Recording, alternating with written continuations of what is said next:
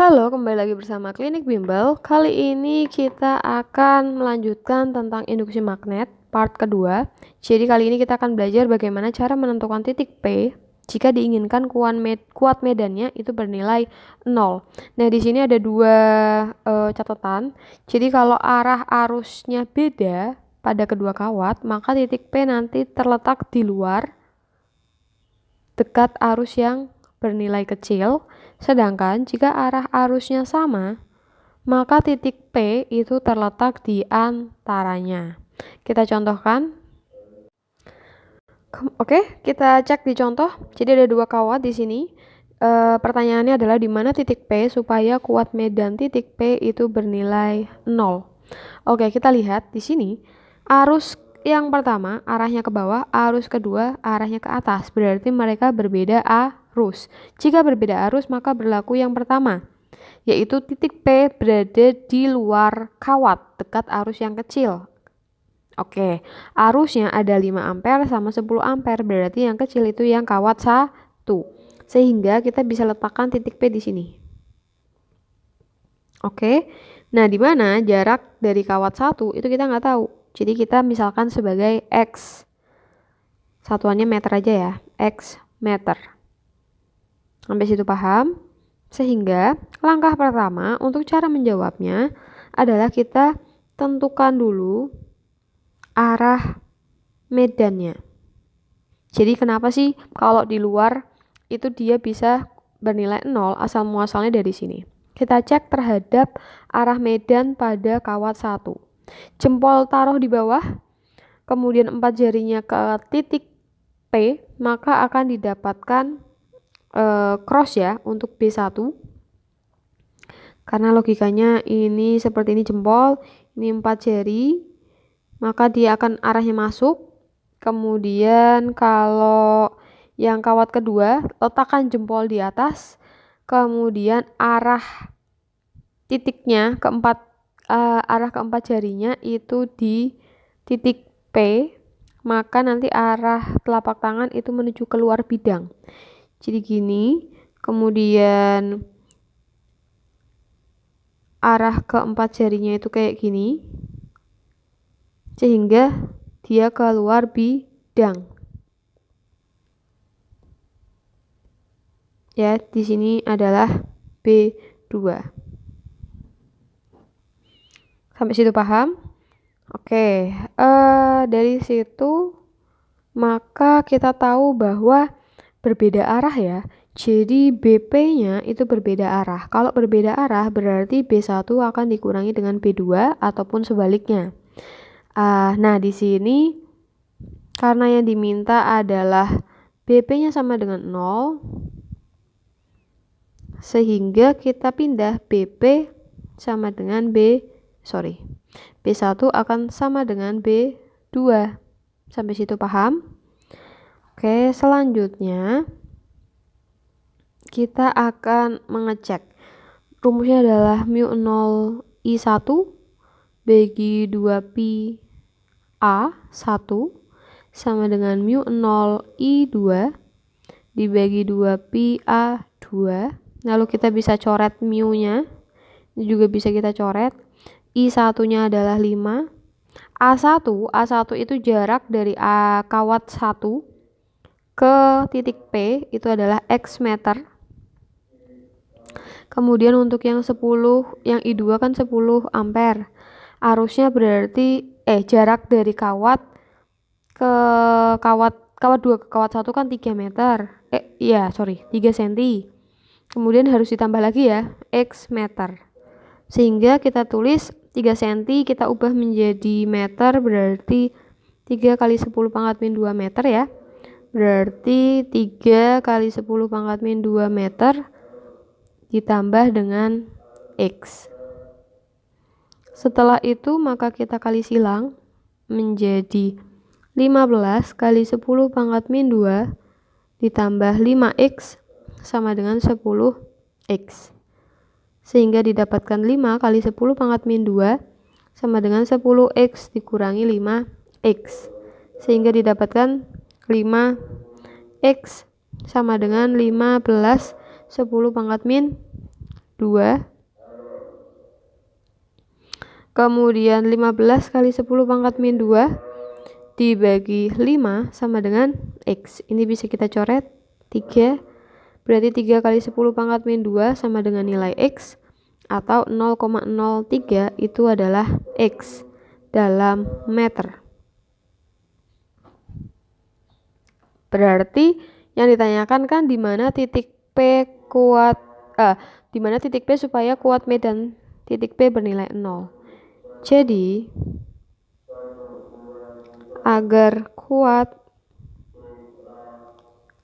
medan titik P sama dengan 0, maka titik P harus terletak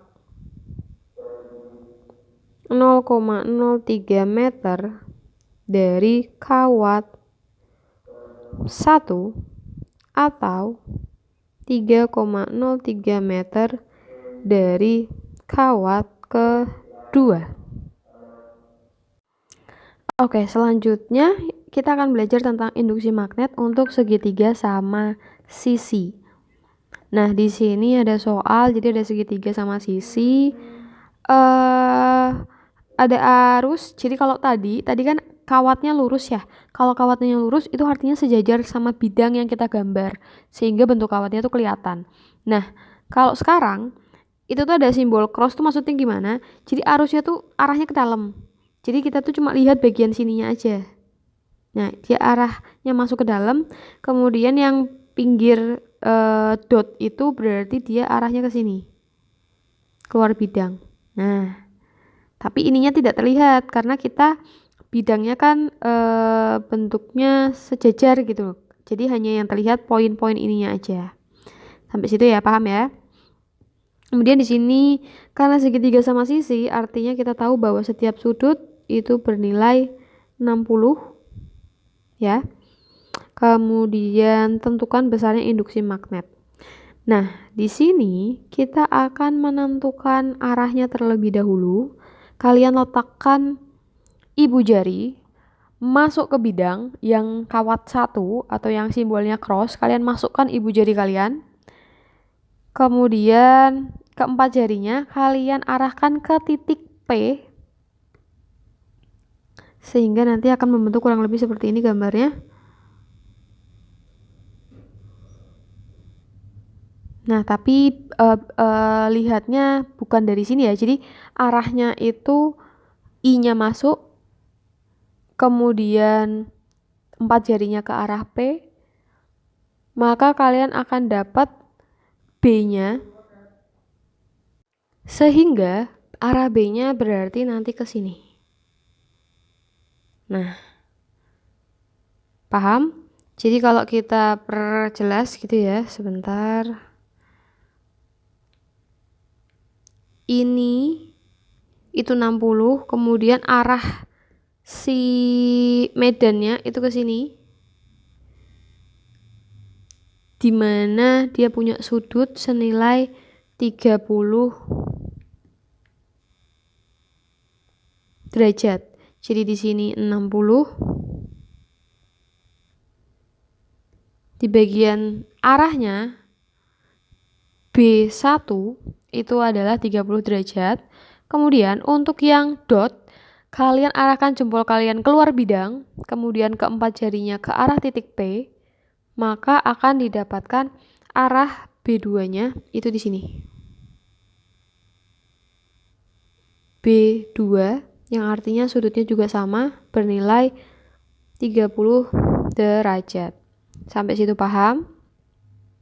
Nah, sehingga sudut yang terbentuk itu adalah 30 ditambah 60 ditambah 30. Berarti 120 derajat dengan bentuk seperti ini. Nah, ini adalah si theta 120 derajat. Dan ini adalah B2. Yang ini adalah B1. Sampai situ paham ya? Nah, kalau ada sudutnya seperti ini, maka untuk menjawabnya kalian menggunakan jadi B di titik P itu pakai rumus B1 kuadrat tambah B2 kuadrat tambah 2 B1 B2 cos theta. Oke, paham? Nah, berarti kan kita harus cari dulu misalkan nilai cos. Ingat nggak? Cos 120. Cara carinya itu adalah cos. Kita gunakan 180 dikurangi 60 aja. Ya benar ya. Berarti nanti sama dengan cos 60 dengan nilai min ya. Karena kuadran 2 masuknya. Yang positif hanyalah sin sehingga dapat min setengah. Jadi cos 120 nanti kalian akan ganti dengan nilai setengah. Sampai situ paham? Oke, kalau sudah berarti kan kita butuh B1, B2 kayak gitu-gitu ya. Kita cari dulu. Maka kita akan cari B1 mu 0i 2pi a. Mu 0-nya adalah 4pi 10 pangkat min 7. I-nya adalah 32 bagi 2pi kali A-nya berarti 8 cm, itu 8 kali 10 pangkat min 2. Maka ini bisa kita coret 2 sehingga didapatkan 64. 64 dibagi 8 atau ini 8 32 bagi 8 berapa? 4 ya? 16 ya 4 berarti dapat 8 10 pangkat min 5 Tesla. Kemudian untuk B2 mu 0i per 2pi a 4pi 10 pangkat min 7. I yang kedua adalah 24 dibagi 2pi 8 kali 10 pangkat min 2. Coret-coret 2. 24 bagi 8 3. Berarti 6 10 pangkat min 5 Tesla. Oke, kalau sudah maka kita akan hitung BP-nya. BP berarti akar B1 kuadrat berarti 64 10 pangkat min 10 karena ini kita kuadratkan ditambah B2 kuadrat berarti 36 10 pangkat min 5 berarti min 10 juga ya. Kemudian ditambah 2 B1 nya adalah 8 10 min 5 kemudian B2 nya adalah 6 10 min 5 kali min setengah. Kenapa min setengah? Karena nilai dari cos 120-nya.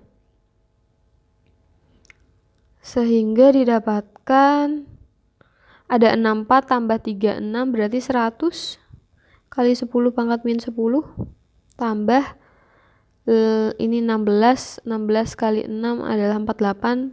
Oh, ini bisa kita coret. Kemudian ada minus di situ berarti nanti berubah tandanya menjadi min 8 kali 6 48 10 pangkat min 10.